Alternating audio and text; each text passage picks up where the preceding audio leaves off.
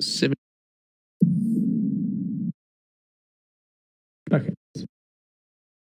But a little bit higher than the KB.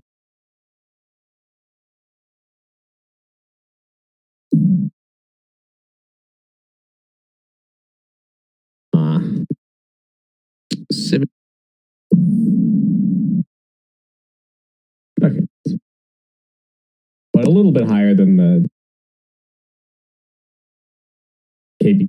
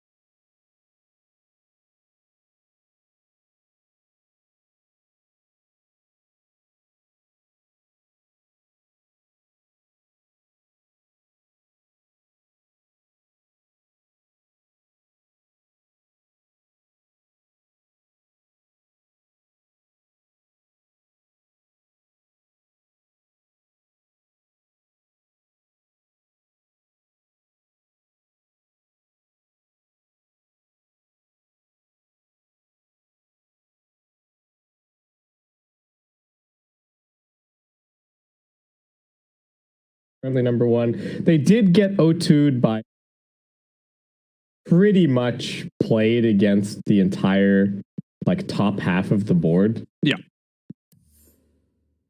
Just have to see how things proceed from here. Like you said, though, Neon have been, looking all right.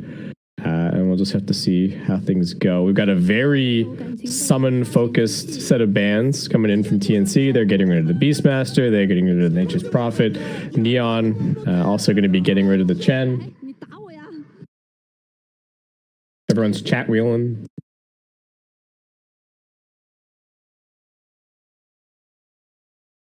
What are they banning actually?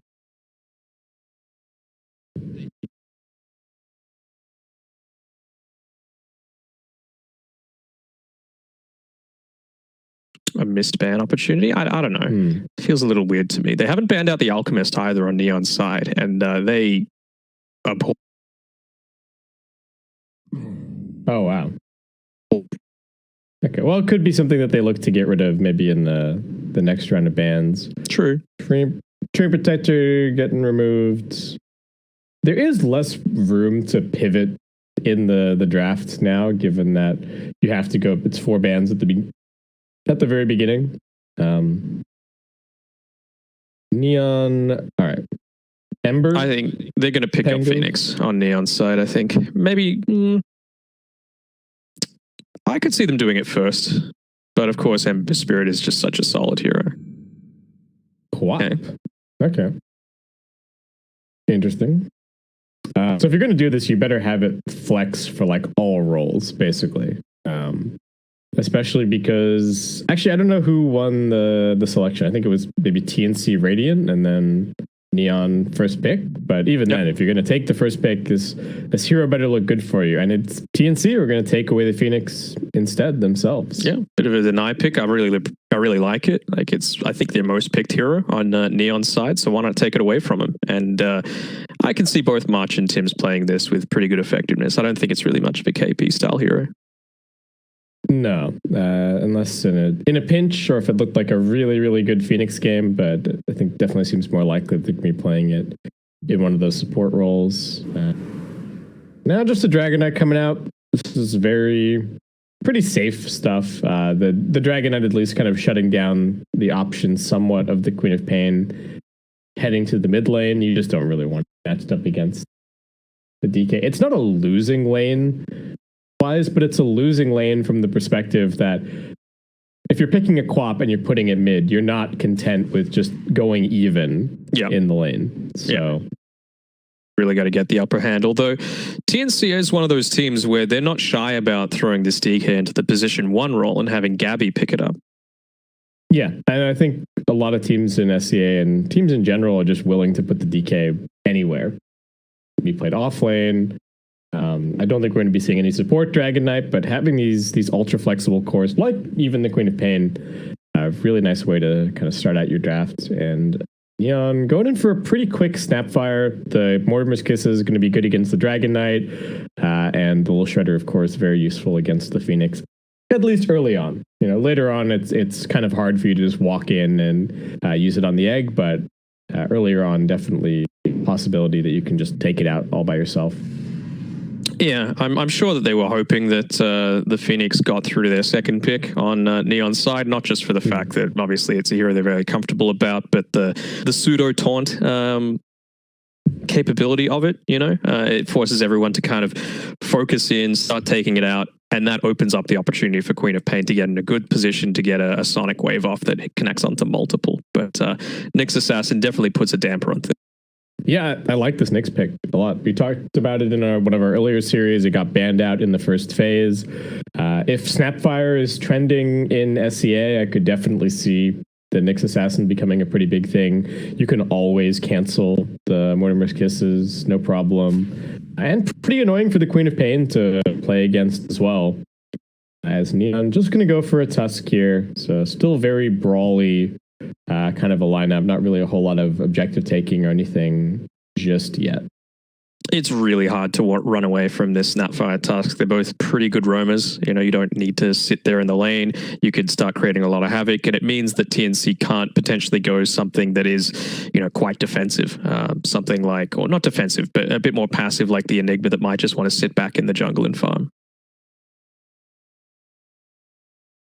So TNC, the one thing I guess is that the support duo is kind of greedy, especially if it is like a Nyx Assassin Phoenix as the support duo. And like you're saying, the Neon support duo, if it is the Tusk Snapfire, is going to be very active, very aggressive. They've got a lot of different ways that they can lane this, honestly, right? We've seen Quap 4, we've seen Tusk 3. None of these are outside of the realm of possibility. And TNC now have to give away a little bit more information and then hope that they can tie everything together with a really nice last pick.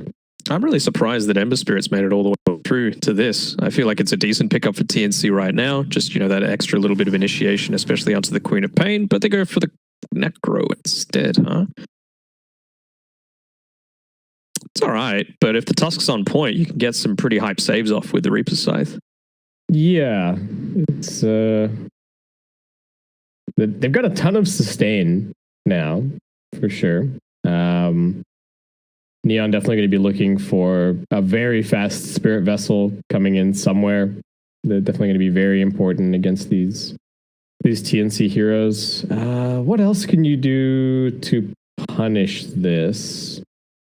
You could start talking about like a Quaswex Invoker, but I think the Nyx Assassin just kind of poo-poos that whole idea. And you've already got the Quap, and you do eventually need to get some building damage in your lineup, so I don't know how feasible that is.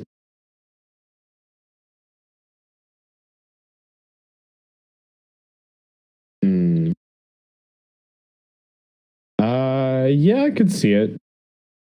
It's a possible. Well, it's not so much about getting the Tusk out of the way as getting the I guess Tusk 3, Shadow Demon 4, Snap 5, Quap mid, yeah.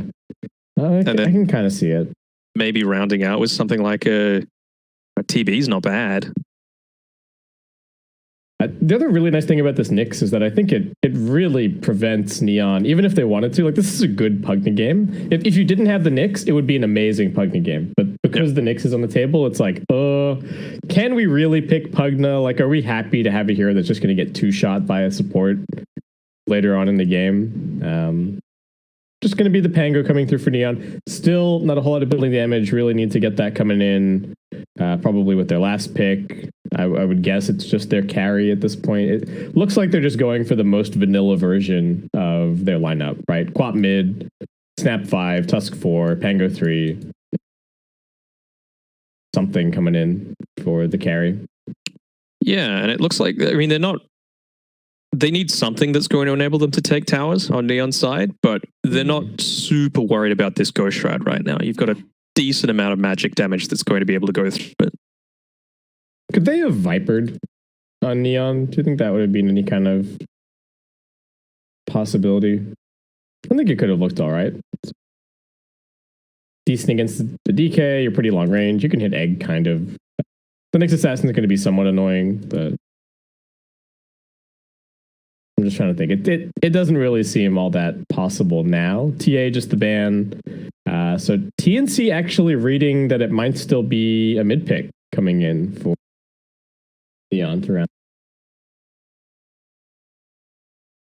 A possibility.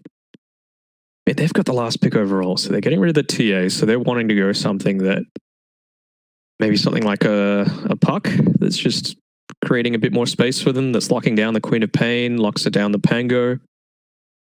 Yeah, that seems fine. I really think the TNC have put their draft in a position where they can kind of go for whatever, and they still have a bunch of different ways that they can set their lanes as well. Like they can have the Necrophos and the Dragon Knight are both heroes that can play all three lanes. So wherever they feel the good matchups are, they can kind of go for that. It does make it tough to draft if you're Neon here. You have to worry about like, oh, is there some kind of is there a laning counter coming in to heroes? Banned out Owl the Chemist, so that's still a small possibility, but probably not. It seems tough.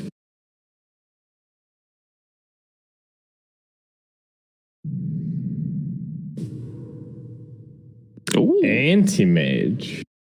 Okay.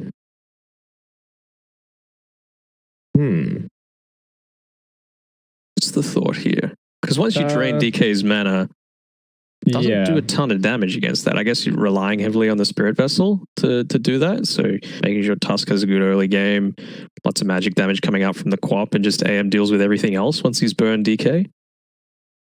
Yeah, I mean the AM seems decent against the Necro. Maybe they're thinking that the lockdown from TNC is a little bit unreliable against an anti-mage. Like, there's always the possibility that you can, walk into a creep wave and get a spiked Carapace off, and then he'll Battle Fury cleave it, and you can kind of follow up that way. But other than that, it's not super easy. Maybe Dragon Knight can get a blink or a Shadow Blade, but AM does farm pretty quickly and gets out of range of the point where that it needs to be the Dragon Knight, and then like somebody needs to follow it up. So still in the puck's all right here. Oh man, this draft just took like a really hard turn right at the very end. This is like a hairpin turn right here. Yeah. It's like, oh yeah, push. Everybody's fighting. Out. Anti-Mage Spectre, boys. Here we go. Let's go. Late game Dota. Let's go back to Dota 1. Man, that is a cool DK set. Where's that from? I think that's a cash set. Cash money. And KP, of course. My favorite set in the entire game. Good old Parrot Necro. Yeah, it's favorite in the whole game. Wow. I mean, it's just so ridiculous, It's cool. It is funny that we went from you could add Cowboy Ursa now and like no one would bat an eye. Right? It's just up the textures, make it a slightly fancier hat. Right. You need some particles. That's people would complain that there weren't enough particles on Cowboy Ursa. Okay, so we got nothing too crazy happening with the hero allocations on either side. Man, I don't know about this. I almost get the feeling like TNC might just win off of the back. I think their Tricore is better. So I think TNC have taken the stance here of like, oh, whatever. We were thinking about trying to win this game like a pushing style, but nah, we'll just sit back and we'll just farm on all three cores and we'll win the game that way. And I think that might work equally well here. See you later. Do you reckon that's leaning a little bit, trying to focus on their individual skill levels and just say, look, we're satisfied that we're going to be able to drag the game out long enough that, you know, this not only do you have to deal with the Spectre, See you later, nerd. but also the Necro in terms of damage, and then also how do you kill the DK? You know, it's how do you deal with all three is the big question. Yeah, I think the really nice thing is that there's kind of two approaches. You could have either gone for a hero that's really good at like hunting and killing the anti-mage and shutting down his game, or you can just say, okay, we see your anti-mage, but we're not that worried. Let's just play this late game and see what happens, and you know, see how you go against our full tricore, because I think if the game is even like close to even on net worth at like 35-40 minutes, I just think TNC's lineup is going to take it. I think they've even got better supports, right? Like the late game potential of the Phoenix and the Nyx is just that much higher than the Tusk and the Snapfire, especially when you're playing Snapfire versus Nyx. Like the Mortimer's Kiss is just never going to do anything this game. Tim, this might get caught out here by 3 people rotating into him. He's got boots. He gets off a nice stun. Cookie forward just to secure the lockdown. Couple of body blocks. Very nicely done. And that will be first blood for the anti-mage. That's what you want to see if you are a Neon fan. I mean, he's gone the Orb of Venom, so he's clearly going for a harass style as well. Yeah, Orb of Venom and Quad Iron Branch. Some value stats. Dancing his way towards him. Well, can't ask for much of a better start if you're on Neon's side, and gives them a very small advantage as this game begins. And they get triple bounties, too. What is going on over here, TNC? They've got their Phoenix and their Nyx Assassin. Tim's with like the yikes. I don't even know what to call that ping. Yeah, I would call it a yikes. Yeah. A grimace, maybe.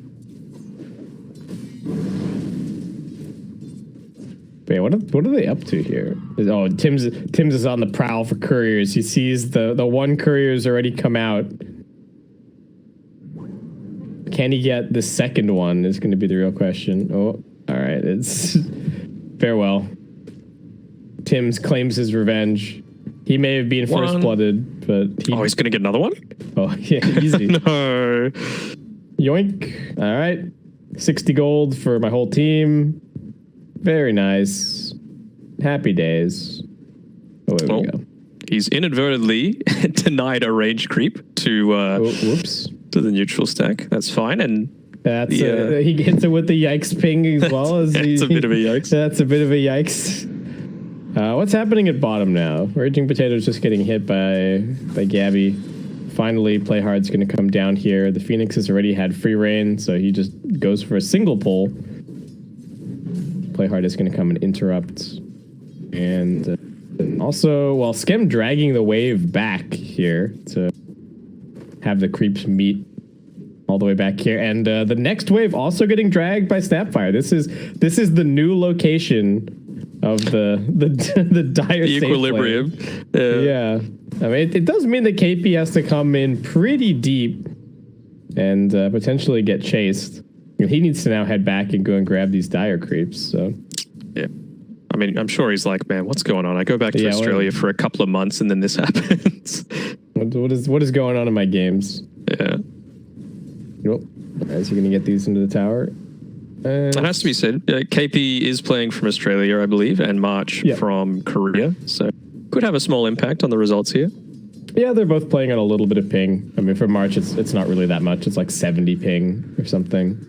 And a little bit more, like 100 to 110. RML dropped pretty low at mid. Does have a salve getting delivered here, but Yopaj still laying in with the auto attacks. Snapfire getting forced back over top. No, Tim, not again.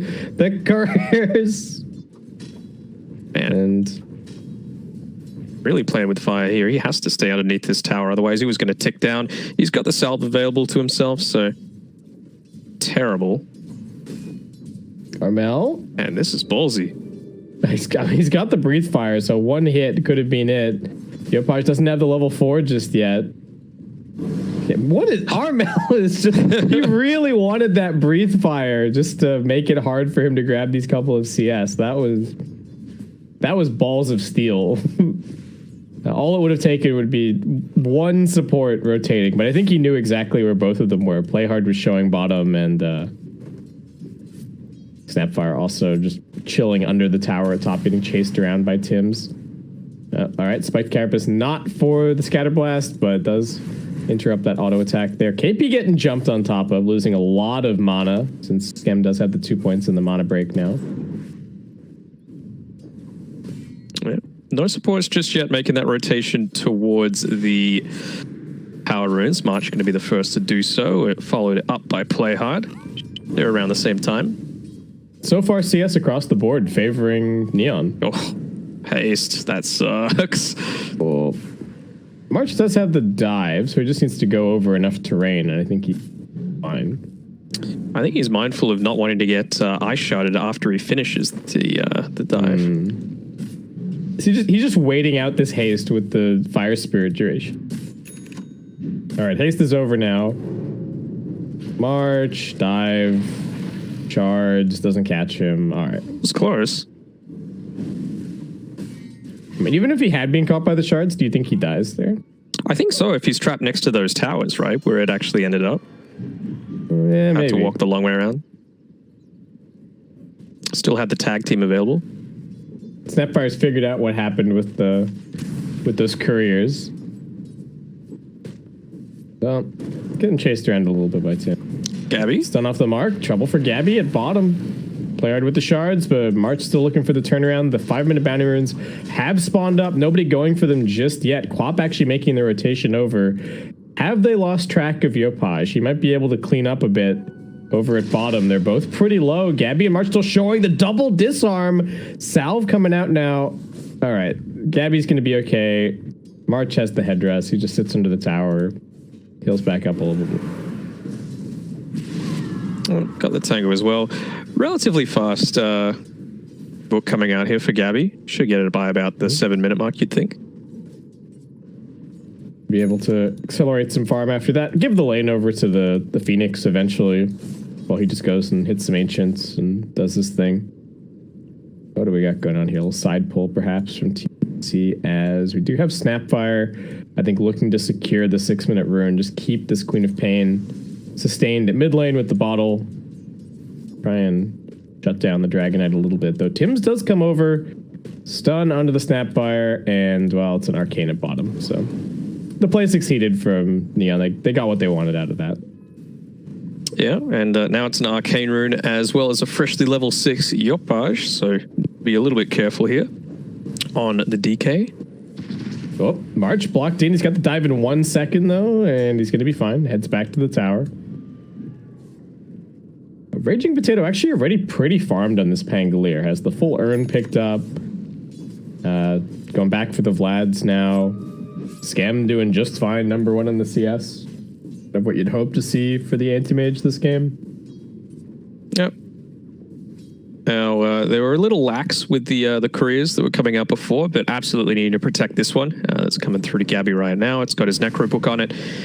Especially now that it's reaching the 7-minute mark, you're going to be able to grab some neutral items, which are going to start to try and make maybe a little bit more tempo happen here from Neon's side. You've got a Queen of Pain that's nearly level 7, so capability for damage is pretty high.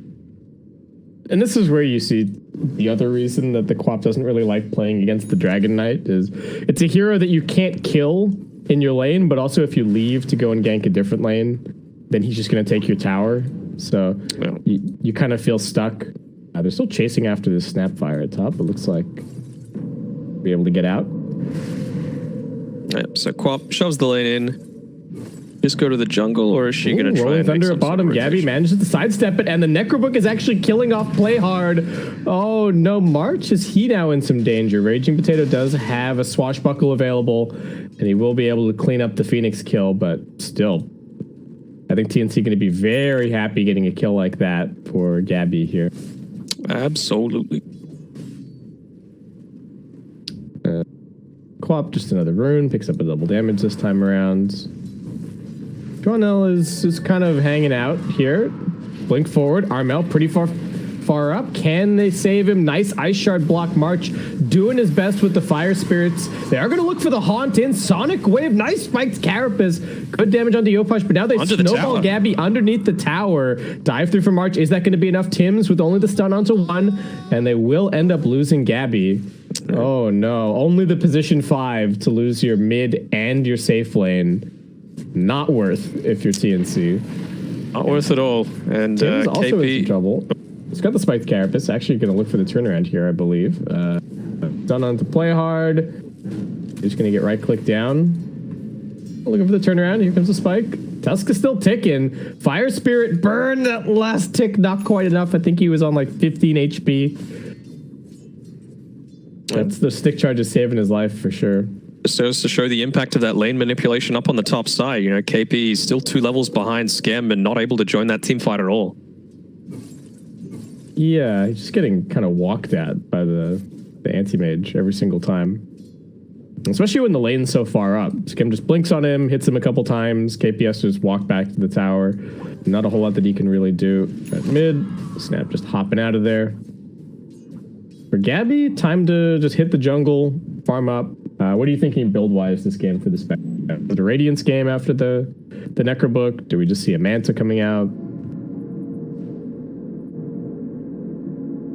I think he just needs to focus on survivability right now as opposed to damage dealing. It kind of ties in together with what KP's doing. He's just gone a couple of braces, so you can't Spirit Vessel everyone. You know, you're going to have to deal with one of them over the other, and it kind of makes them, on Neon's side, have to make a rough decision about who to really focus on.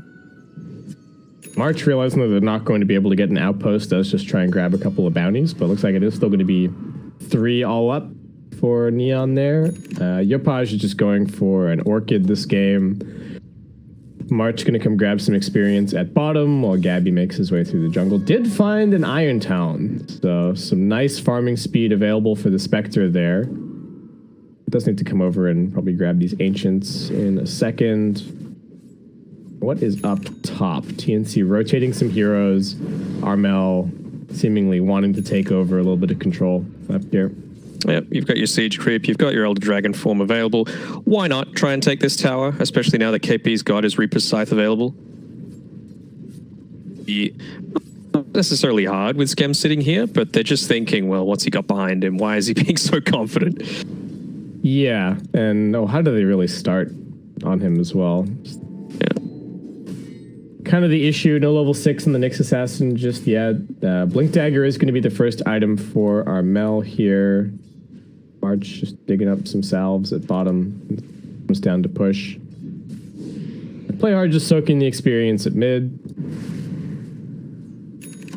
Kim wants to play aggro on this Necrophos. I don't think they realize that Pangolier is up here with the Rolling Thunder available. Just going to go for the jump forward.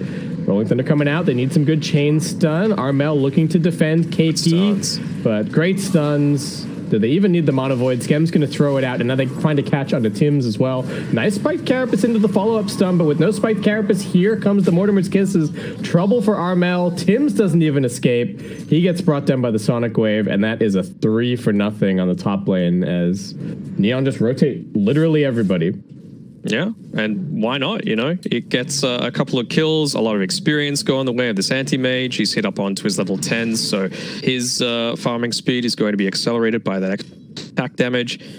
He's only 1,100 gold away from finishing up his Battle Fury, so really fast timing coming through Scam, and just the cherry on top of it was the tip from the ex-Mineski teammates towards each other. Yeah, he's flying on the farm so far. Spectre is just going for the Radiant, so Gabby's not really going to be a big part of this game for a while. And worrying for TNC, looking over at the net worth graph and seeing net worth chart, seeing Armel towards the middle, KP towards the middle. I like their late game, but the early to mid game definitely looking really good for Neon, and they're going to try and push up the pace as they come looking for a dive at bottom. Yeah. He's got that supernova, but it's just so bad at the first level that you basically become food. Yeah, Snapfire's got the point and Little Shredder ready to go, so. really not going to be all that useful. Now, I might be mistaken, but do you really feel like this is the situation where Gabby should be going for 5 health regen over 5 stats? His talent? I don't know.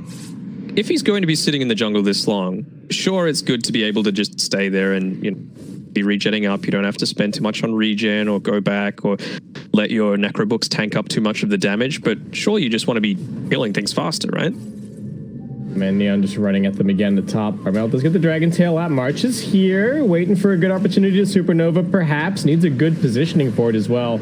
If they are just going to get the jump onto the Dragon Knight. Here comes the Scythe, looking for the turnaround. That is Play Hard dead. Armel still tanking through this, and they get another Dragon Tail onto the Anti-Mage. March trying to burn him down. Good follow-up stun from Tims. Here comes the Supernova. Great teamfight execution from TNC. Unfortunately, the Snapfire is there, but pays with her life to find that kill. Dragon Knight not dead yet. Raging Potato trying to finish him off, getting chain stunned by Tims. Armel just needs to dodge the swashbuckle. He only gets caught by half of it, and he's still very tanky with his 4 points up in the Dragon's Blood KP, wishing that he had another Death Pulse. Raging Potato just going ham here. They will finally bring down Armel, but Raging Potato dies underneath the tower. Yopaj does get the drive-by cleanup kill on the Dragon Knight, but still very nice for TNC overall.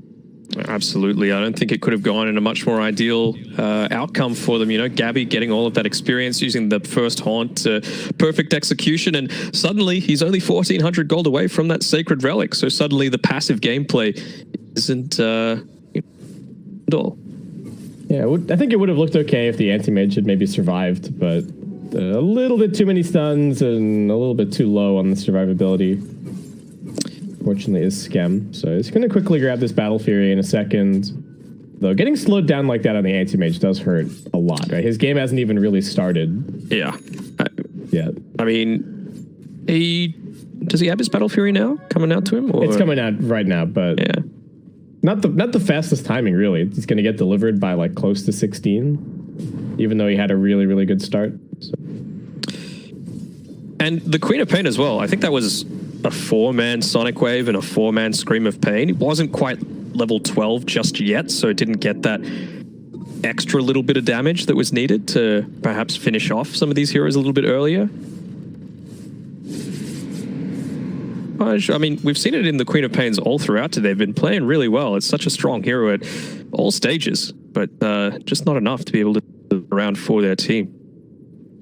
Yeah, the co-op seems to be having such consistent impact. Does feel kind of similar to the Ember in a lot of ways.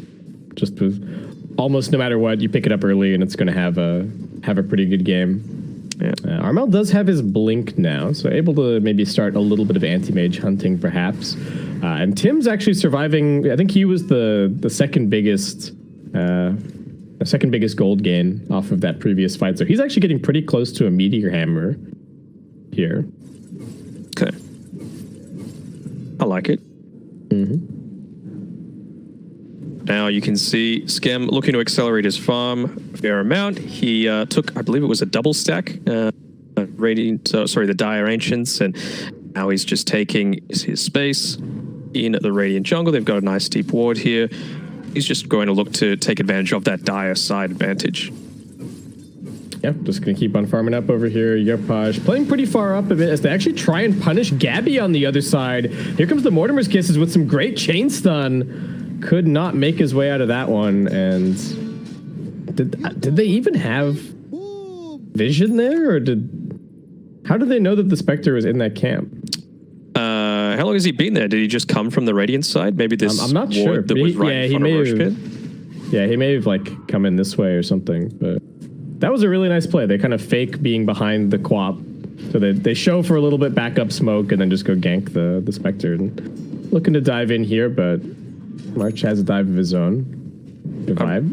Really loving this movement from Neon as well. They're just keeping the aggression up, making sure Anti-Mage has a ton of space to farm, and in the space of 2 minutes, he's gone from 3rd on net worth to 1st. Tims is going to be able to get the Spiked Carapace off in a second. Still living.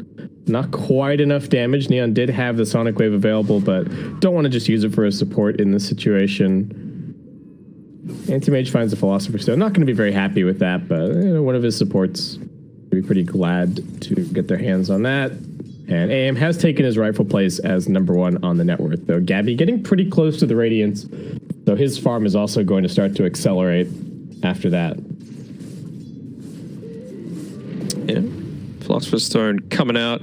Quap just keeping the Keen Optic for now, not wanting to hold on to the Grove Bow just yet.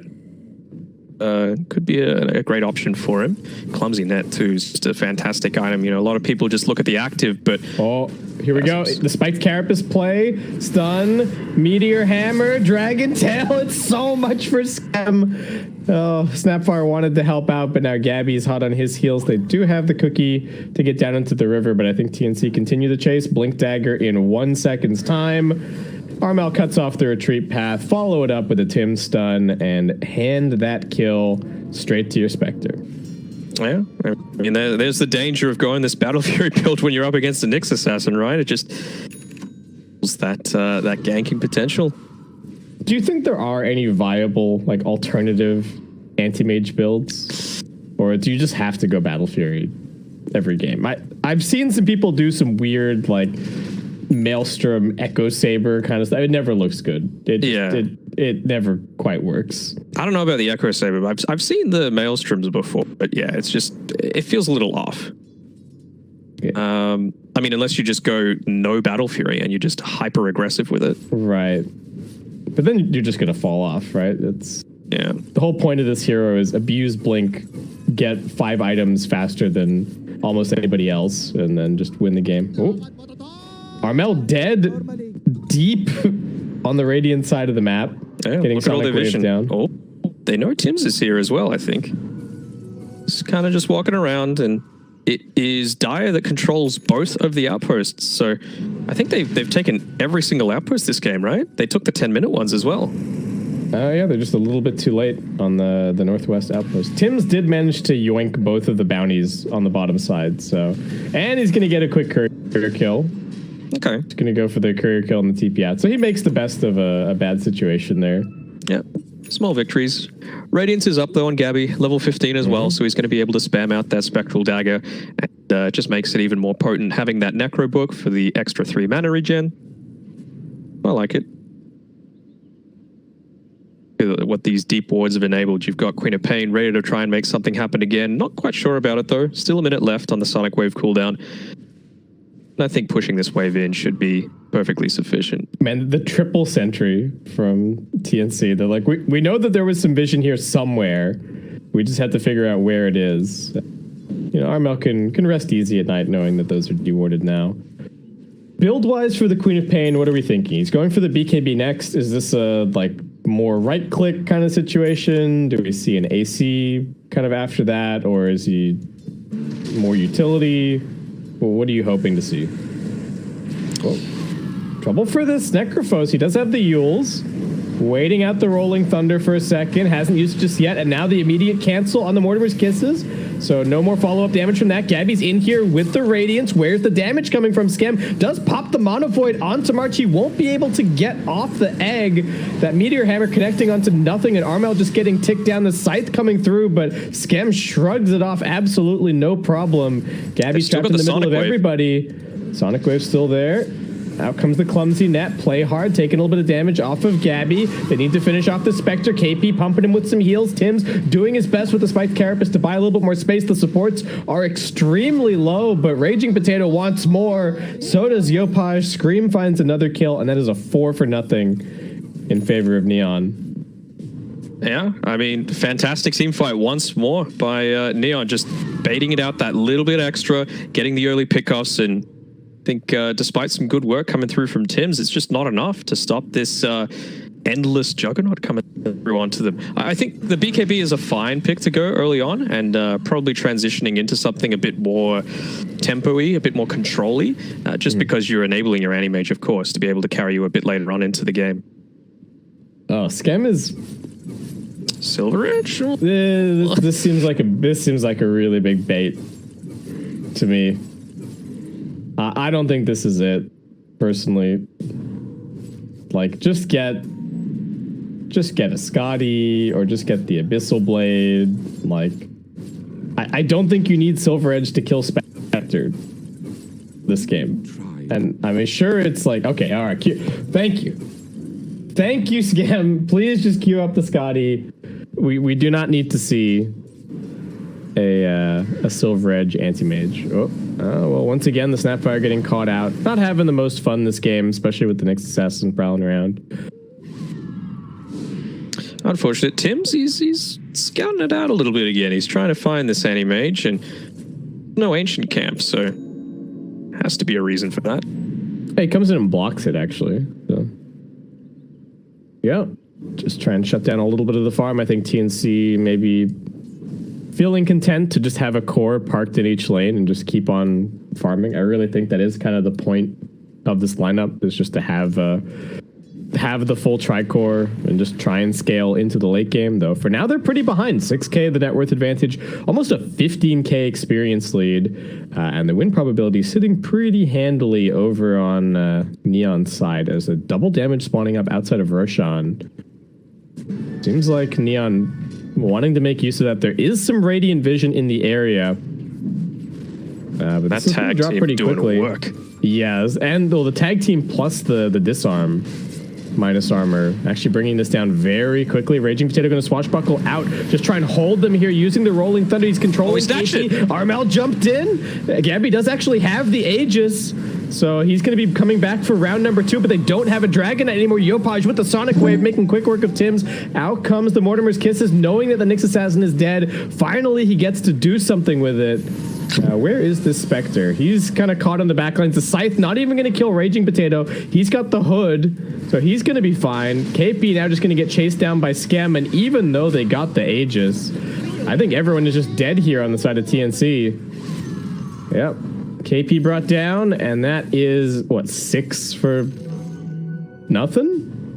Yeah, that's 6 for nothing. And more importantly, in the middle of that team fight, Scam was basically nowhere to be seen. He was chasing a Phoenix off and didn't have enough mana to even use the Supernova because of how much attention was being paid to him. Right. I think the only damage that anybody took that fight really was just dispersion, like Haunt, and maybe a Death Pulse or 2. And the Radiance tick.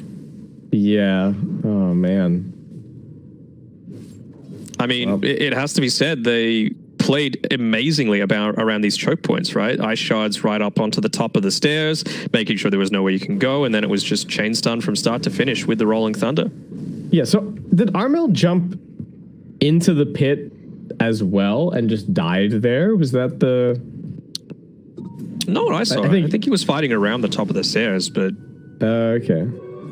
I must have just... I think it was only Gabby who went into the pit, but even with the steal on the Aegis, and they didn't even get the last hit. So yeah. All they did was pick up the Aegis, and then their entire team died. Yeah, and they've gone for this, like we were saying before, this pretty tanky build, but it's really playing for this late game, right? Like you can have a lot of health. But if they've got plenty of ways to deal with it. Scam just jumps straight in on top of March. Supernova comes out.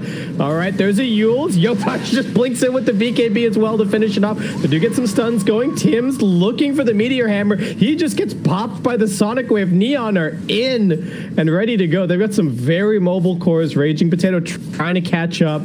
Does throw out the Rolling Thunder. Scam just sieging onto the tier 3. Tim's coming in, break, silence. They do have the Haunt. Looking for the backlines is Gabby, but the supports are pretty tanky. Not really too much of a problem. The Snowball not going to be enough to save. He still gets scythed down. Oh, play hard tried. Well, Scam dead for 110 seconds. The See You Later Nerds feeling very appropriate here. Raging Potato does have a swashbuckle and an attempted TP. The Dragon Tail is off cooldown, but Armel didn't quite have the pathing. That was very deep, it has to be said. Yeah.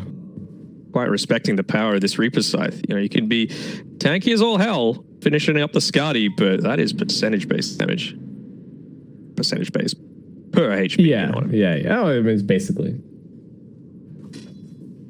Yeah, that was a bit of a dive, and against a lineup that is pretty scary to be diving against like this. You really gotta keep the discipline going. Let's see, Yopaj jumping in. Tim's the first focus. Yopaj with the BKB, able to just stand here and hit. KP with the defensive Ghost Shroud. Trouble for Armel. This is a perfect chain stun location. No. Raging Potato dropping the ball a little bit. So Armel does get the BKB off and surviving for a little bit longer. They're just going to go for March instead. He does have the dive. Clumsiness is chasing after him.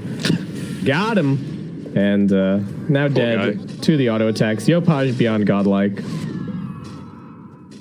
And all this with the Anti-Mage still... Anti-Mage is still dead for 30 seconds. Skem's having a real timeout to think about what he's done. Yeah. I mean, I guess they realize, right, there's nothing really that they're going to... Even without this Anti-Mage, you're not really going to die without Haunts, without Reaper's Scythe. So they're not really too concerned. And then, of course, the Phoenix is still yet to reach level 12, so that egg is paper. Armel's got the Aghanim Scepter queued up here. I don't know about this.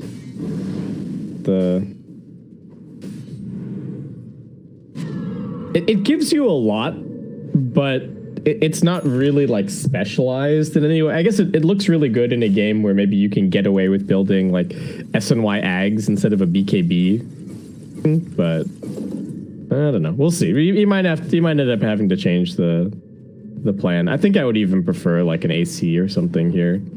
Oh man, that's handy. Having the repair kit as well, just picked up from the farm from the Spectre. So if they wanted to, they can heal up this tier 3 tower. They're keen to try and make something happen here around the 30-minute mark. Tim scouts them. Armel needs to be the first one to follow it up. They do get the stun under the tusk, but here comes the Rolling Thunder. Armel not really getting the jump that he was hoping for. He's still got the BKB, so the Mortimer's Kiss is not going to be too much of a problem. Gabby still focusing onto that Snapfire first and foremost.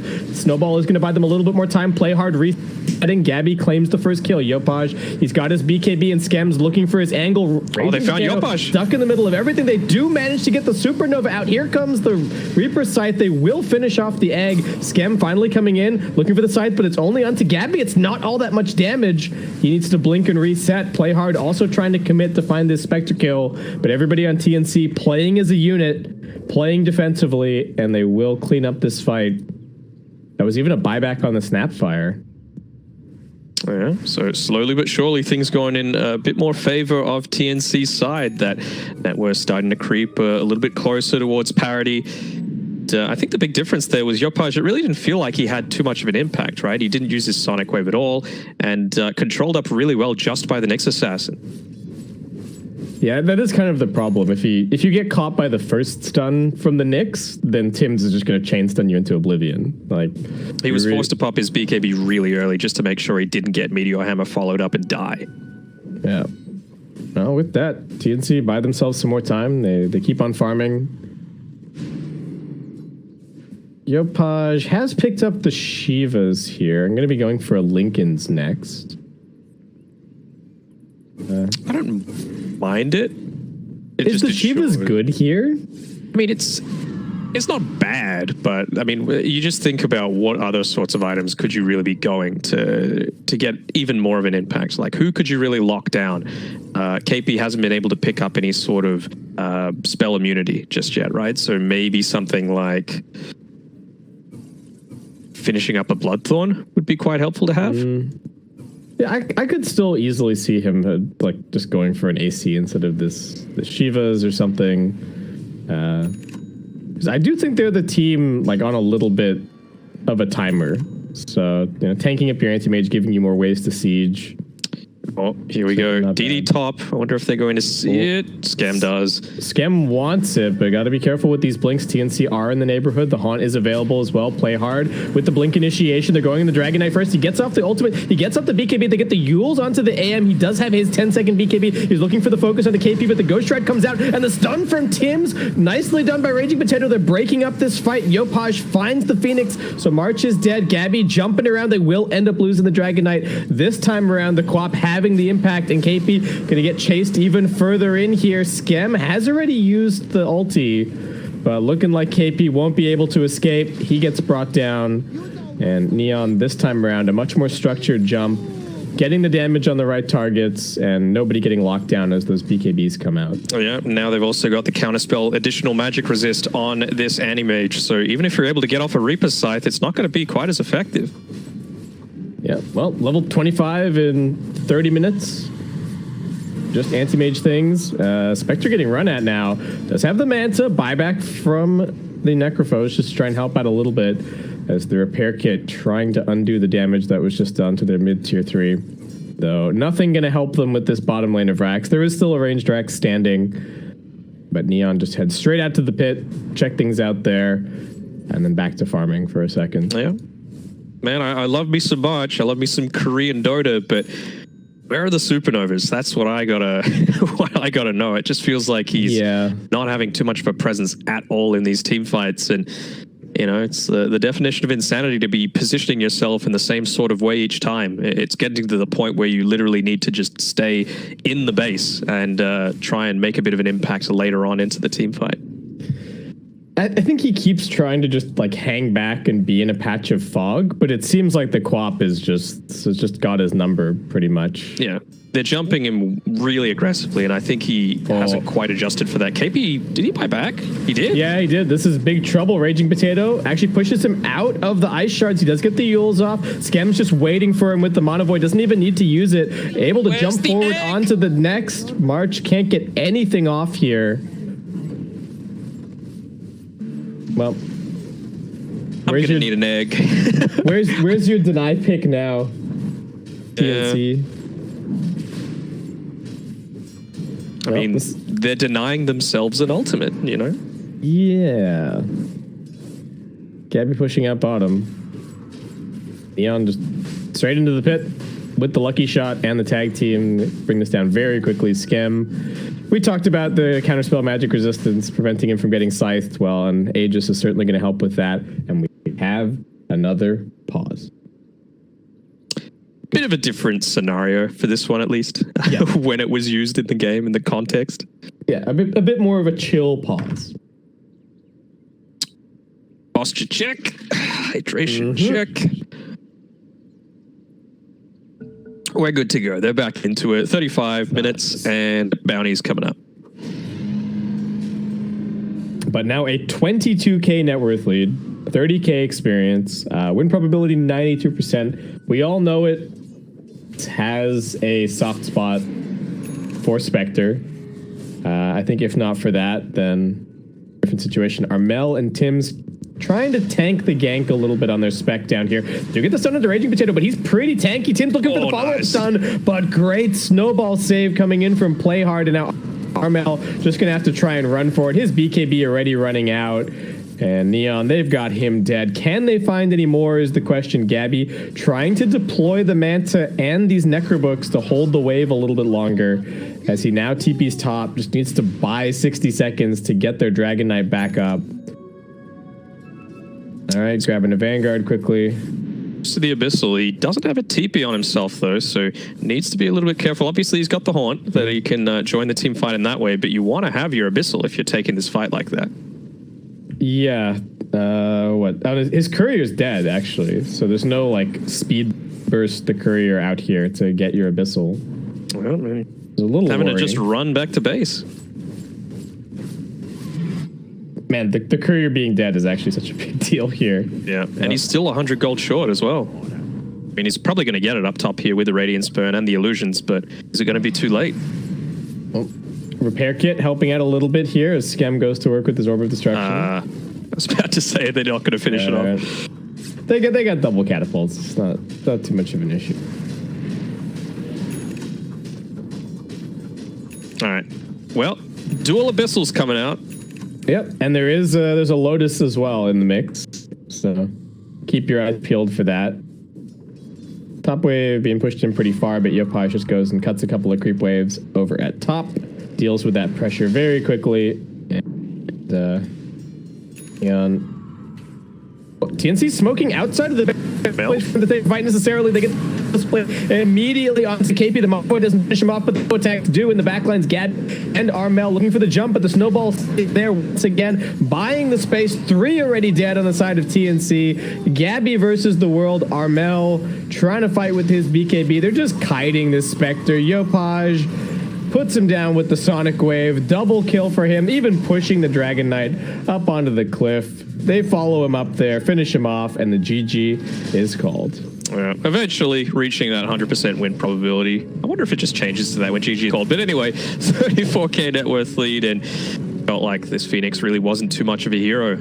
You know, we saw a couple of Fire Spirits come out. Sunray kind of, but the Supernova just was not a presence at all. And at the start of these team fights, it was KP being picked off over and over. Really the only chance they had to come back into the game was one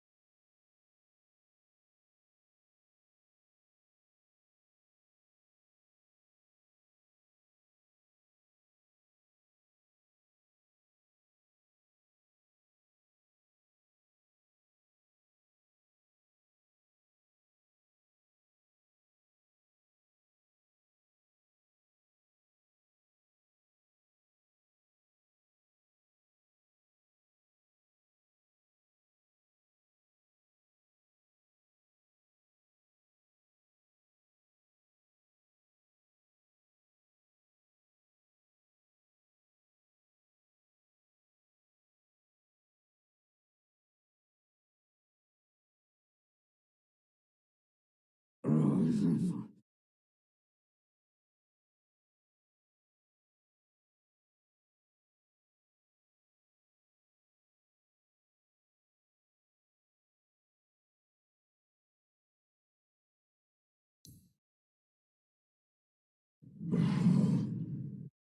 right.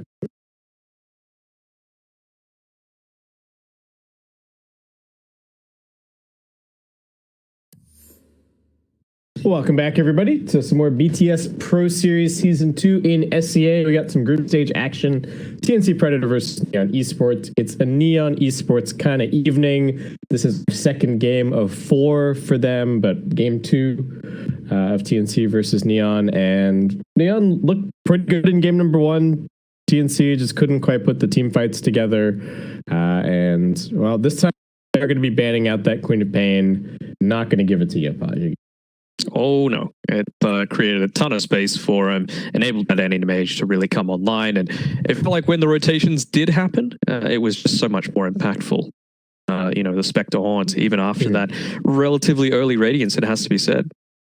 Yeah, the I think it was like 21 minutes or something. Yeah, it was a good timing for sure, but then there was just this issue of he would go in and maybe he would kill the Snapfire, but the Tusk was not a free kill, and the other cores were just kind of scaling to the point that they really weren't too much of an issue. Well, Neon, all right, they're the ones to go for the DK this time around. Yeah, and they don't want to pick the Phoenix for themselves, but they're not going to let Neon have it either. So I think that's perfectly reasonable. Okay, Warlock. What? Quick response as well with the Grimstroke coming through. Is Warlock a hero at the moment? I don't think so. I think it's a March specialty. Yeah. That he really likes playing. I'm interested to see in how he's potentially changed up the skill build. I find points into the Shadow Word, which I think is too many. I think 2 should be the absolute maximum. Obviously super late into the game. Upheaval is just such a strong ability. Yeah, even a point or 2 at upheaval can be completely fight winning. And that the Warlock pick does draw a Spectre ban from Neon. Definitely very annoying to play against a Warlock plus a Spectre. What else can they do with the Fatal Bonds? I could see like if this could be a Pango 4, and I could see like a KP Venomancer coming in, and then Poison Nova plus Fatal Bonds just redonkulous. And the Venomancer would also be pretty good against the Dragon Knight, if that was the angle that they wanted to consider here. I'll see the Void Spirit. I've been hopping on about it all day. Where's it been? Has it even been banned in any of the games that we've? Yeah, that's really interesting. I think it's just insanely strong. A ton of magic damage. You don't really need to worry about the Dragon Knight in that way. You can go to Spirit Vessel, which obviously makes him a lot less impactful. And then, of course, if you get the Fatal Bonds off, it's a ton of extra damage coming. Yeah. I do think it's a little bit of a gamble in a way that somebody like the Queen of Pain isn't. Like, the Quap does not need to gank as much as a Void Spirit, I think, to be happy with the way that your game is going. Because the Void Spirit, I feel like you got to get your like level 7, and then you got to go farm the supports and the side lane like nonstop, right? You have to use the fact that you have no long cooldowns at all to just constantly run at them. And if that doesn't happen, then you're like Aghanim Scepter timing can start getting a little weird and whatnot. And man, TNC really just going off the beaten track, or this is like some throwback. They want some team fight, that's for sure. Yeah, they definitely want some team fight. If Neon, I don't know if you're now thinking about like saving support at all. Are you willing to put the Grimstroke as a 4? Maybe get yourself a Shadow Demon. I like Shadow Demon.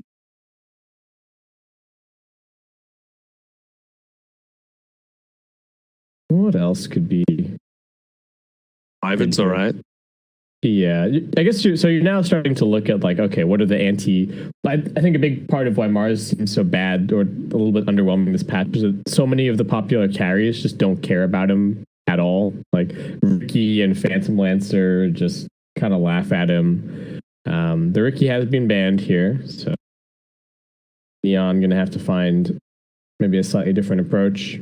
But even like, you know, the PAs and stuff of the world don't really care. Lone Druid doesn't care.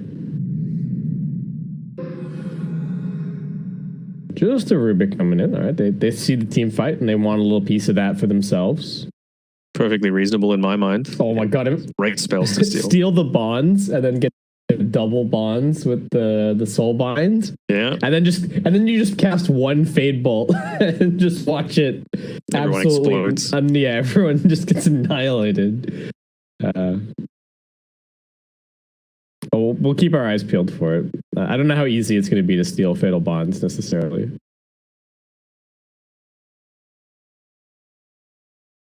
It is left. The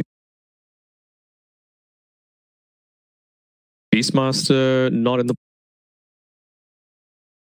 There's still an Ursa. I could see Ursa being just fine here. Yeah, like you pressure the Mars. You got the Inkswell from the Grimstroke.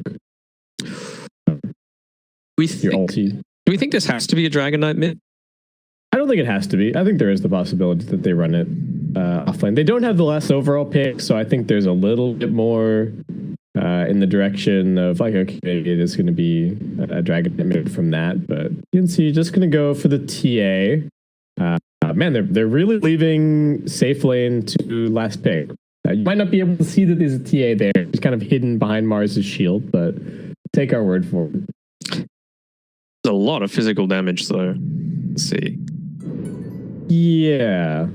All right. Neon just going to go for the Ember. I was thinking it was going to be Safe one of the Ember? Spirit Brothers. Yeah, I mean, it's okay against the tier as well, right? You just 1 point into that Flame Guard and the refraction isn't really too much of a big deal. Yeah, that's true. And it's an Ember with an Inkswell potentially. So I was kind of feeling the Storm a little bit as well. It's something that they play a fair amount. You can just jump onto the Warlock and burst him down, especially if you've got that as well. Okay. So what is the carry if you're TNC? They get rid of Monkey King. What does that mean? Maybe they just don't want to play against Monkey safe lane for their Mars. Maybe they're thinking DK3, Ember 2, safe lane pick coming up from Neon. I mean, the armor's again. Yeah. Cool. Yeah, true.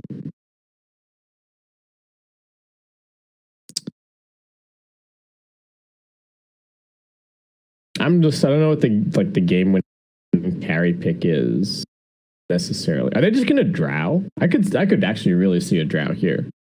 Like the silence is good against the Ember, the ulti is good against the Dragon Knight. It kind of works with TA as well. It does make you like you're all physical damage, sure, but it's a lot of physical damage. And I feel like the drow kind of gets around the like, oh, we're gonna itemize a bunch of armor a little bit. So about I say Conquer, but then what else? TNC could Razor. I don't know if that's like a good enough hero in this spot. They've got no instant catch. That's my big concern right now. Like, how do they deal with this Ember Spirit? I don't know if you want to fix that from your safe lane necessarily, but like I don't know if you're going to pick a Void or something here. I mean, they banned it out last time on Neon. Their 5th ban. What are they worried about? What is the Gabby hero that they don't want to play against? All right, well, I thought it might be a Ursa for Neon, but they're just going to ban it out. And now we should hopefully get a little bit more information on what these lanes do. What it do? 15 seconds left to make the decision. PL still looks maybe a little annoying against like the Pango, but You just need to wait it out, basically. Got enough maneuverability to be able to do it. Roll. Interesting. Going for the blind, I guess. Yeah, not necessarily what I would have expected. I still like the Drow Ranger pick here for TNC, but I'm not sure if that's what they're thinking. And I still think the Razor looks fine, to be honest. The Razor also looking pretty good in this spot.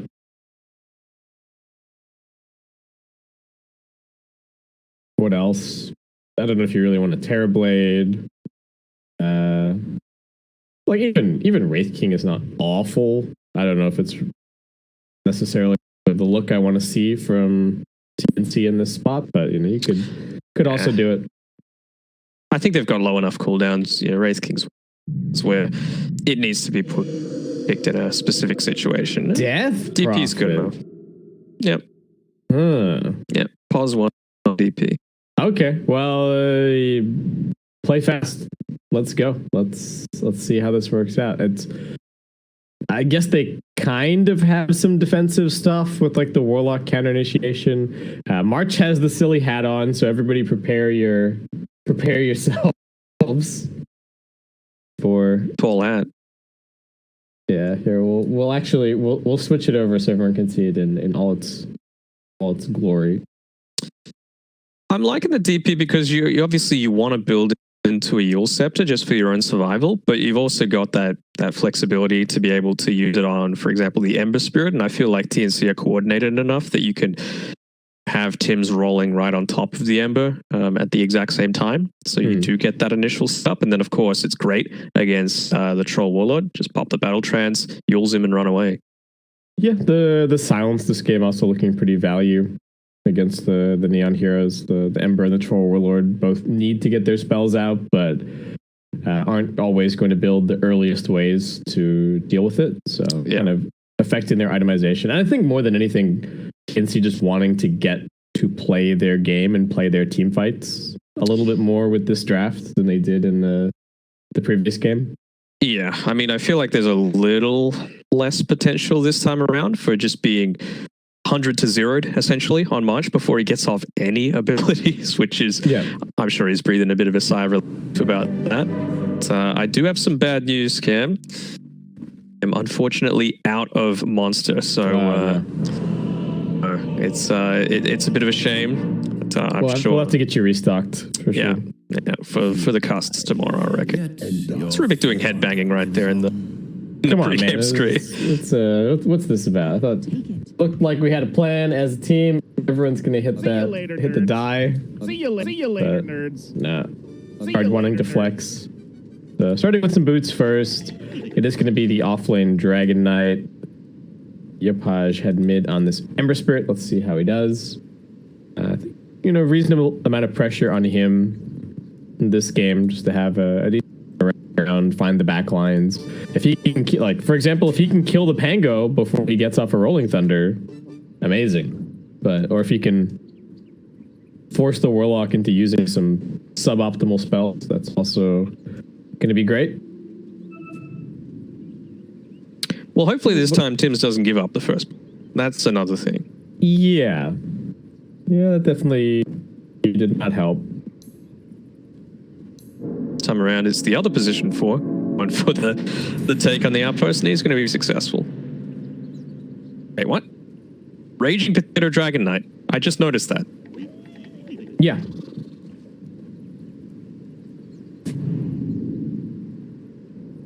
Interesting.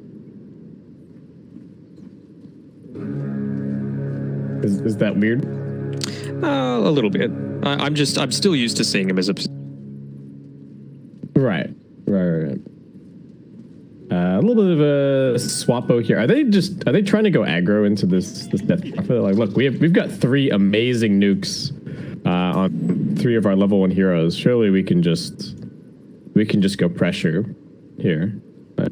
Not. What are they going to do about it? They're going to rotate in their Pango? Like, come on. We've got the double range supports. Let's try and go aggro at the start here, at least. We'll just have to see how it works.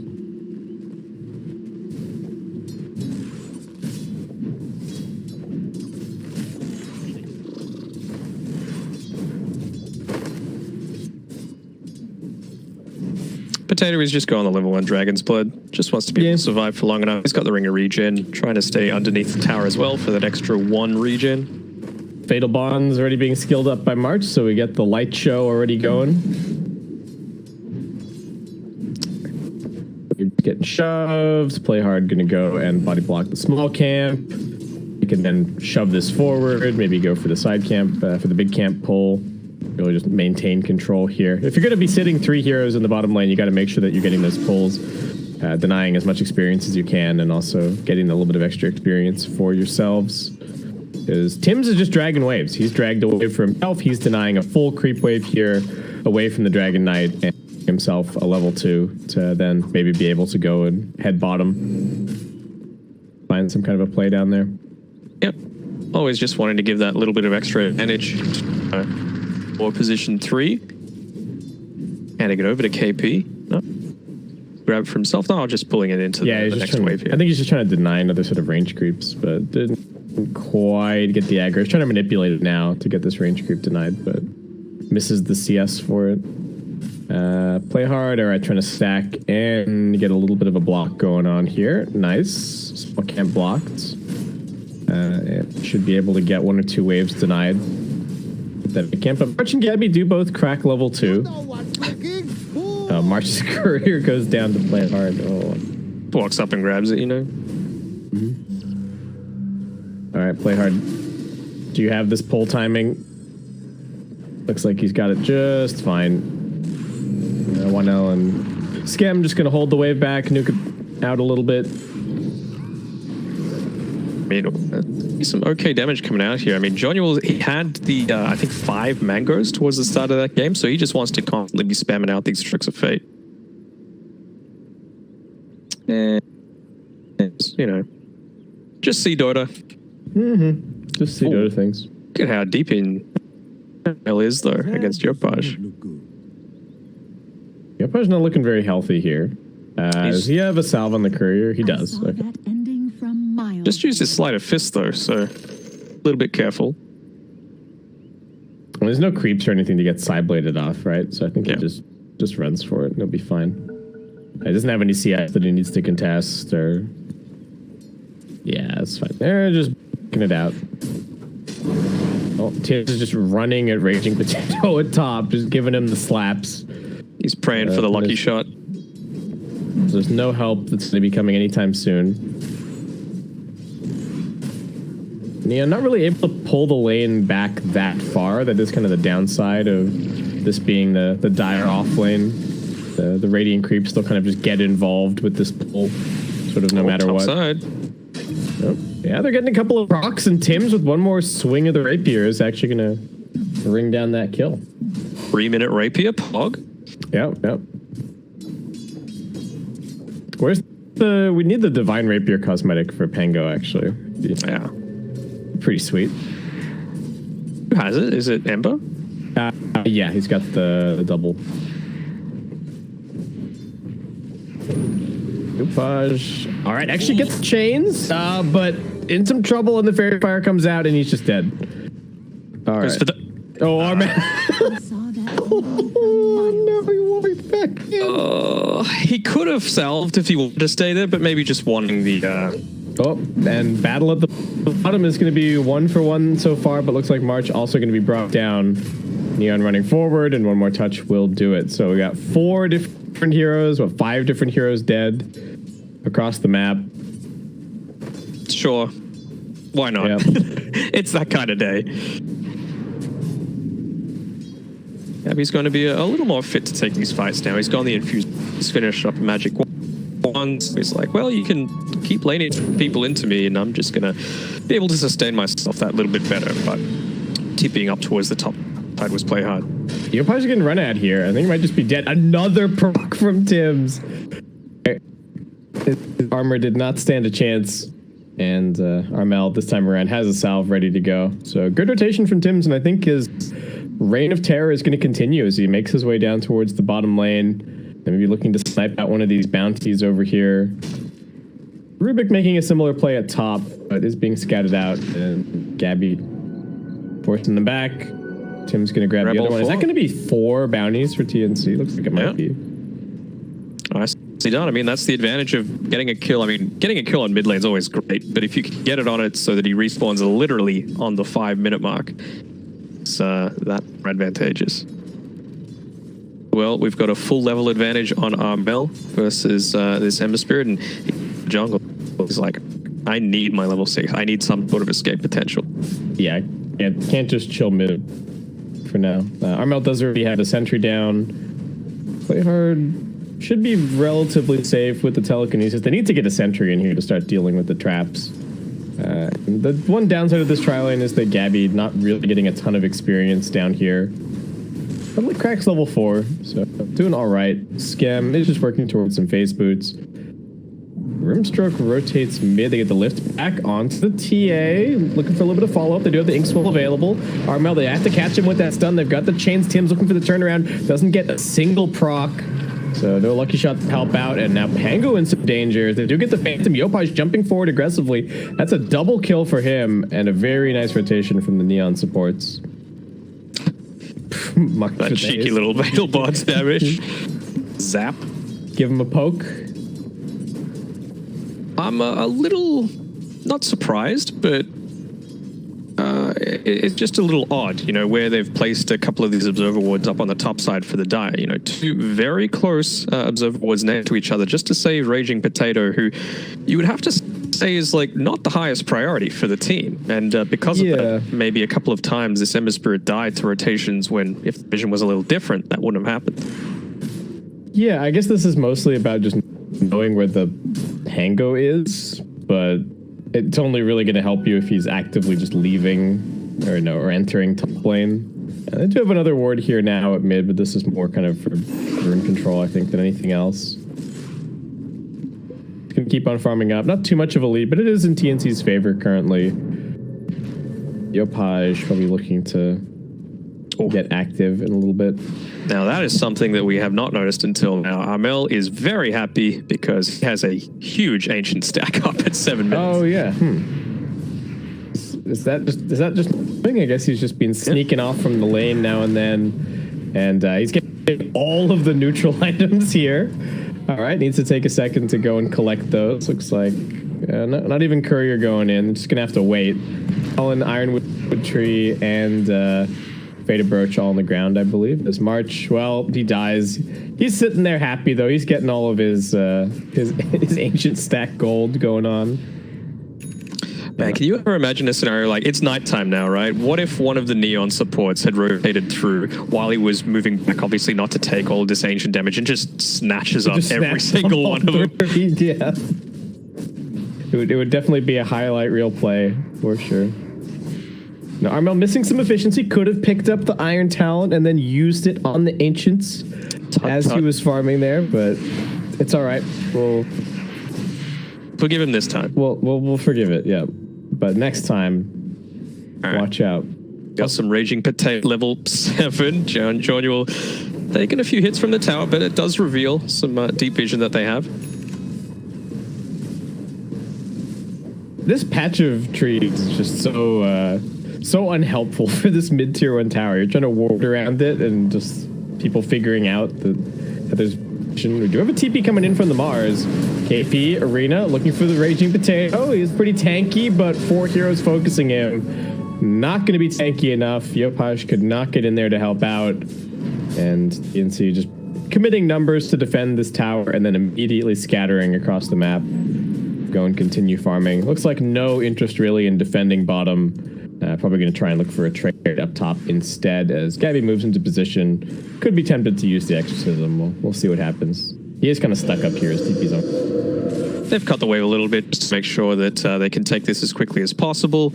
He's still only level 7 though, just hitting onto it here on Gabby. So it's one of those games where even though he's the position 1, technically, you know, the safe laner, it's this TA. TA is the position 1. That's the one that you want to give all its farm priority to. That's the win condition. Well, March shows himself for a second. It will be easily brought down at mid. Tier 1 tower will be dead as a follow-up. Skem also getting a tier 1 tower at bottom. So pretty good trade across the map for Neon here. Mars does have another ultimate soon. Play hard, very quickly going to grab that bounty. Doesn't have the lift available. KP waiting with the spear. Does throw it out now, but here comes the Dragon Tail. Tims is with the follow-up. Yopaj does have the 2 points up in the Searing Chains. Tims with the 1 point in the shield crash. Actually, just going to look for a little bit of a turnaround here. Armel with the Courier Snipe to start. Raging Potato is the target. They do have the arena in 2 seconds, and Gabby also looking for a little bit more. They're going to drop the rock to cancel that TP, though they push Raging Potato pretty far back. Just going to use the arena to ensure the kill. Yopaj still fighting, gets the 2-man chains, and Armel's actually underneath the tower.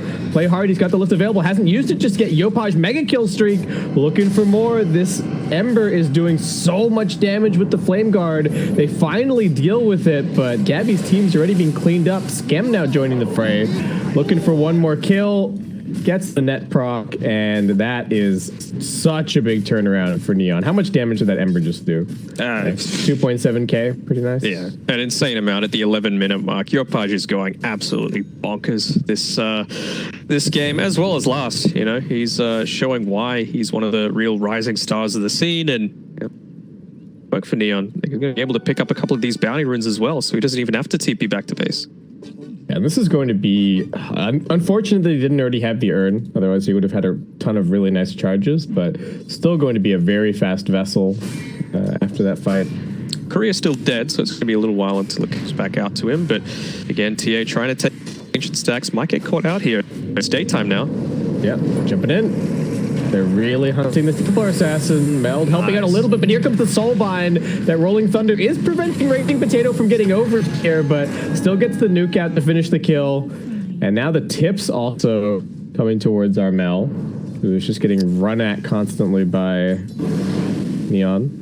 Not letting him get that kind of position 1 farm that you were talking about, and item timing is going to be very delayed for the TA this game. He just walks up onto the high ground. All right, can he get the spear stun out? Yopaj doesn't have, well, it actually has the Flame Guard still running. If he does manage to walk away, they are going to end up losing the Grimstroke. Nice spear on the back lines. As Play Hard just going to work with the Stolen Spirit Siphon, keeping himself very healthy. Gabby, he's popped the Exorcism, but if they focus him down, I don't know if he's got the survivability. He does have the stick charges, but Skem just finishes him off. That's another tip from Skem, as Raging Potato with a double. TNC committing to a fight without their TA and just getting cleaned up. And the Exorcism also got stolen from Play Hard. He was just cosplaying as Death Prophet in that last fight. He had the Spirit Siphon first, and then he had the Exorcism. Yeah, it's not a massive grief for them, but Yopaj went back to base with the Remnant to pick up his own, and he didn't have the Ring of Protection component, so he had that entire team fight where he could have got a few extra charges, but just didn't. Oh, he gives away the Rolling Thunder. He didn't press Shield Crash fast enough. So Play Hard is now just in a rolling battle with Tims. Okay. Oh, Amel, not again. Oh, they're just running at him. Yopaj and the Grimstroke. The dynamic duo. The refraction comes up for a fraction of a second, but... That was your win condition, and he's died 3 times in 3 minutes. Yeah, just nothing really being able to protect him. I mean, TNC, they just kind of feel trapped on their side of the map currently. Just seems like Neon at every opportunity just running at them, finding kills. They've got the stolen Rolling Thunder in 25 seconds, and TNC trying to break out and go and put some pressure top, maybe force a rotation up here with the Mars. But, you know, KP can only be in so many places at once. Blink Dagger not going to be coming out for a while. Still just working on his Vlads currently. Yeah. Wants to be able to survive that a little bit longer in team fights. You'd have to say it's wanting to let the Exorcism on Gabby do a little bit of work, but look at him. Look at his net worth. It's sitting down in 6th position. Want your safe laner to be. They really need to go and get some use out of this Chaotic Offering. Yeah. It really should be, with the way that these last couple of things have gone, I think you need to, you go and bait the TA, and then the Warlock needs to be sitting right behind him, right? And then when this jump happens, you drop the Chaotic Offering, you hopefully follow it up with the Rolling Thunder, and take a team fight from there. I don't like these 3 points in Shadow Word. Fatal Bonds is one of the best abilities in the entire game, right? But I feel like the difference in level 1 and level 2 upheaval is so huge that at this stage of the game, you want 2 points in upheaval. Just completely change the complexion of a team fight, especially when you've got something like in this Death Prophet that gets the movement speed boost from having the Exorcism. So if you can have the boost and the enemy team has the opposite, and it's 14 minutes, they're not going to have BKBs and they don't have like a jug or anything like that. You're going to be able to take a lot more control out of these team fights, and it makes things a lot easier for your Pangolier and your Mars. Yeah, well, hopefully he gets... we'll see what he does at level 7. He's just about to crack it now. We will see. Whatever they're doing, they need to somehow get this team fight lineup going and not just get picked off here, there, and everywhere. Look, I think they could even, if they really wanted to, like just walk into the Roshan pit and try and force things a little bit that way. Mars is not that far away from his Vlad, so as soon as he gets that, that's a fairly straightforward Roshan with the Deso and the Vlads. Tim's positioned a little bit aggressively, but eventually backs off, realizing that, well, Raging Potato is probably not down here on his own this aggressively. I'm going to die if I stay too much longer. And he was right. Yeah, they're Gabby. Looking for it again. Yopaj is in. Gabby does seem like he's going to be able to walk this one off. He does have a 1 point in the silence, so maybe looking for a turnaround. But Ember's got an illusion rune. Of course. Of course, yeah. Why not? I think that's the only way that I think that's the only reason that he's playing like that, right? Yeah. He knows. He knows he can get out of the sunset anyway. They're vision up this hill. Oh, Rolling Thunder coming through. Pangolier won't be able to get the ulti off here. Chain stun. Play hard looking for a little bit more. March and Gabby trying to reset, fighting around their ward. They do have the Chaotic Offering still available. Illusion Rune ready to go. So there's the jump out. KP getting baited. I guess not having the communication there with the team. Didn't realize that was up. Play hard. Just going to look for the Inkswell stun. Oh, it's so close to connecting. Still going to throw out the Soulbind. They're kiting the Exorcism now. They just jump in. Double Dragon Tail.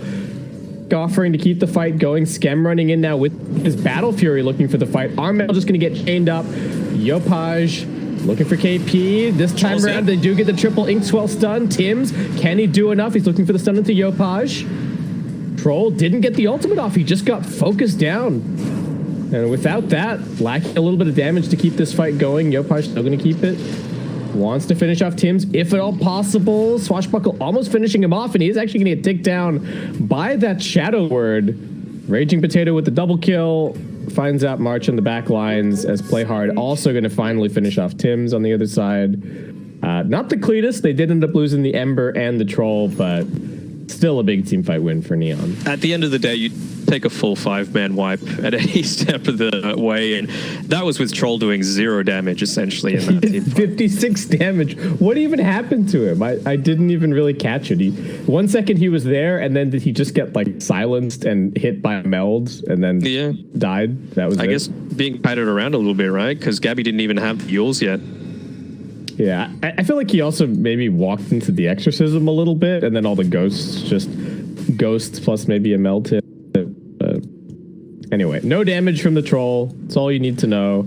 Neon still ahead by 6K. The net worth graph is just a constant downward slope. We're already at 91% the win probability with all 3 cores on the Neon side on the top of the net worth. And Yopaj is at it again. There is just no punish for this. He walks in, kills off KP, Play Hard with the kill secure, of course. He is a Rubik player after all. And Scam just farming all... The Ember is just keeping everybody contained on the TNC side of the map, and Gem has all the farm in the world to go and grab. Armel and Gabby break out a little bit, but they don't want these 2 heroes farming on top of each other currently, but there's nowhere else to go. I'm liking it, and he's going to be able to pick out the Ancient stack as well. So, Scam, it's a happy little Vegemite right now. Double neutral. Nice. Go for the Vampire Fangs for now. Raging Potato, just a Blink and a Blade Mail. We do finally have the Yules up for the Death Prophet, but Gabby's level situation is just dismal. Maybe they can give him a tome or something, but I mean, he's the same level, almost the same level as the Pangolier currently. Just has not had much of a game. He desperately needs that level 12 to try and make something happen here. Do they have... Okay, 5 seconds left until the Golem hasn't gotten the second point in upheaval. I really don't like this, but we'll see if it works out for him. They're going to have a ton of extra damage coming through from that Fatal Bonds. Yeah, they just have to hope that the Fatal Bond's kind of cleans everything up. Tim's getting chain stunned at mid. I think was hoping to be able to jump away. Yopaj looking for more. Yeah, KP in danger. Spirit Vesseled up. There is going to be a Searing Chains in 1 second. Finds the one tree to be able to get the spear out. Armel waiting on the high ground, looking for the turnaround onto Raging Potato, perhaps to do get the two-man silence. Ember Spirit this time around does not have the illusion room, but he's still surviving. They're going to leave Raging Potato for dead in the backlines as the Exorcism also getting popped along with the Chaotic Offering. They use the buyback on the Pangolier, and all they get is one offlane kill. Well, heavy commitment, and I think this is the play they have to make, right? Going straight into the Roche Pit. You've got the Desolator on the TA. You want to take advantage of that with the Ghosts as well, while you still got him. Oh, Yopaj is in there. They do get the silence onto him. The arena is actually stolen by the Rubik, so they can't leave. Armel's dead. Scam just going to pop the Battle Trance and go for it. March also drained down. Triple kill for Scam. Oh, man. And now looking like that Roche. Yeah. Thanks for starting that off for us, guys. Appreciate you. Do you ever give this to Scam? I feel like you just want to enable Yopaj more. He's on a tear. They do. He hasn't... Yopaj is just going the full anti-TA build. Spirit Vessel into Halberd. So... KP, don't reveal yourself. Just dancing down the bot lane. Just gotta push some waves. Make some space on the map. Push some waves. I am an offlaner.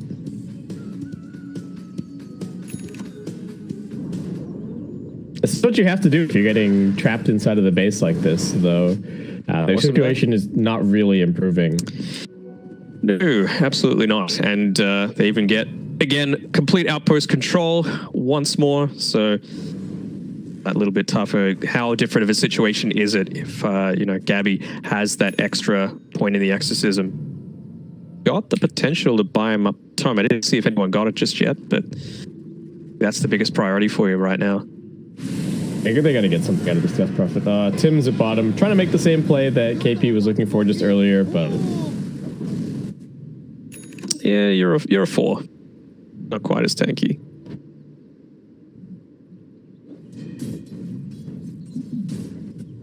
They're just completely playing the Radiant side of the map currently. I don't think Neon have bothered farming their own camps for like the last 10 minutes. The Dire Creeps are having a vacation. They're like, no one's come to kill us this whole time. We're just getting to chill for this whole Dota game. Feels pretty good. Do you think it's one of these situations where, however they do it, the DP and the TA just need to find a way to move over to the Dire side of the map and start farming their jungle? Because right now they're just getting nothing, right? Sure, you're at risk of losing towers in the process, but they've just stalled completely. Still 6k net worth on your DP at 21.5 minutes is not it. Yeah, well, so you say that, and then look at where this Dire scan is right now. Yeah. They're anticipating that the TA may have like solo smoked into their triangle and is taking it right now, but and you know Raging Potato kind of comes. He does the rounds.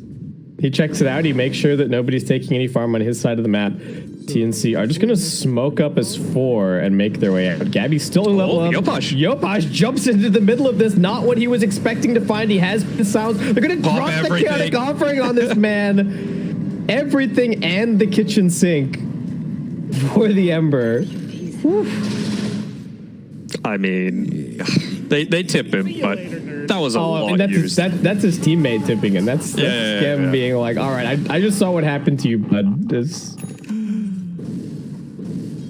When you think about it, they had to be somewhere, right? I guess he thought they were still scared, stuck in the base. He was not expecting there to be 4 heroes standing on top of his remnant as he jumped in, right? There was just no way. Blink on the Rubik now. Raging Potato just popped in to farm some camps. He was like, whatever, I'm at level 18.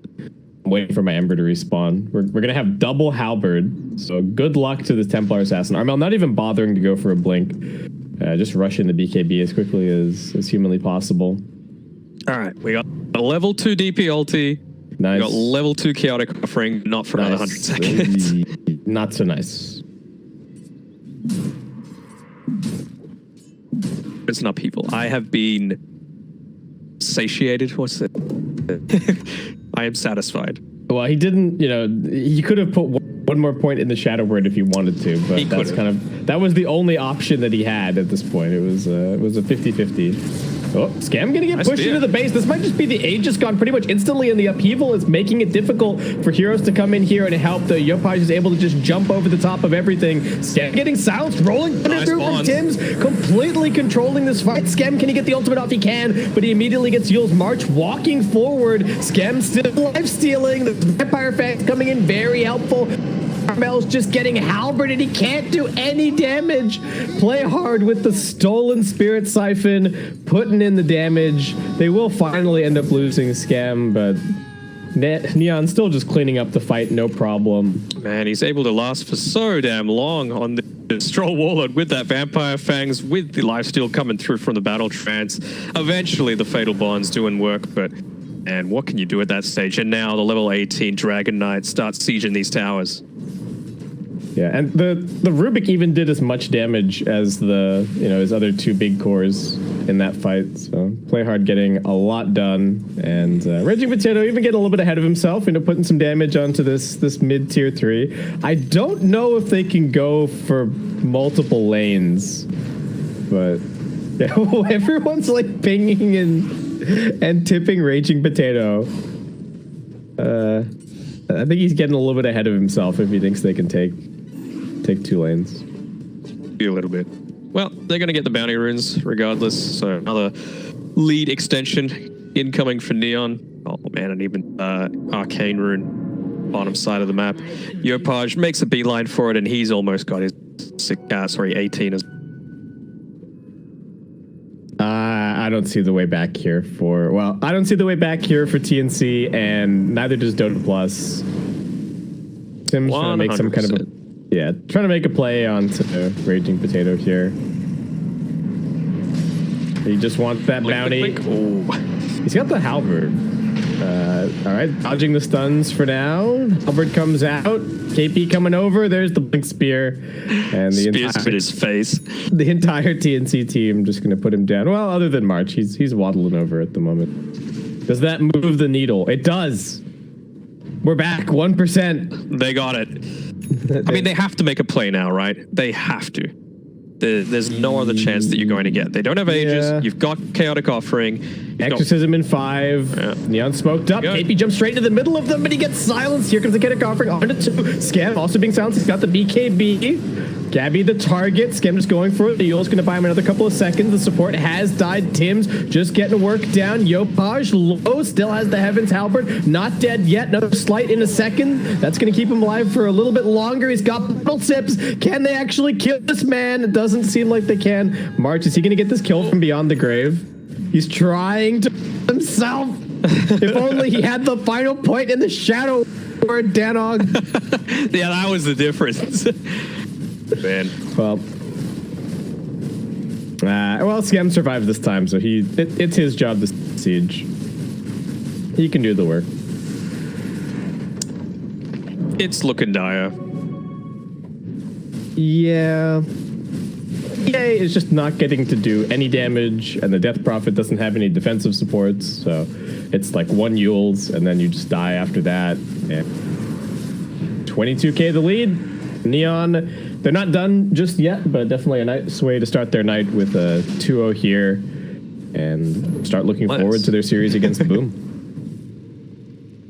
I think it's big. And then even now, with the game essentially sewn up for them, they've got the wherewithal to back off and just make sure they get these neutral items. Like, what are TNC going to do? Leave their base? It's crazy to think that this is only 27 minutes in. Like, what?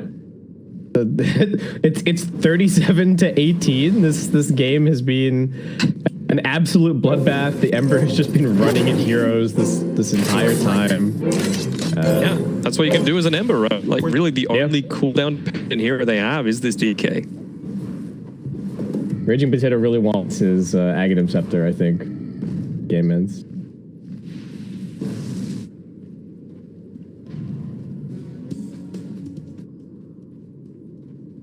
level 20 as well on our DK. So looking scarier and scarier as time goes on. Are they trying to wait for this exorcism? It's got 10-second cooldown.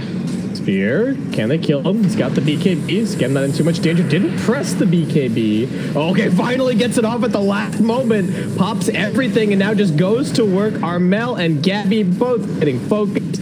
Armel trying to slink back with the BKB. Yopaj not making it easy for him. He gets out one last chains before he gets speared. That is a double kill for him. Skem's going to make it a triple, and TNC have had enough. 2 disconnects already after the GG is called, and Neon taking this 43-18. Very solid play coming out, and 28k net worth lead at 29 minutes game. It just shows the dominance coming through from Neon, extending their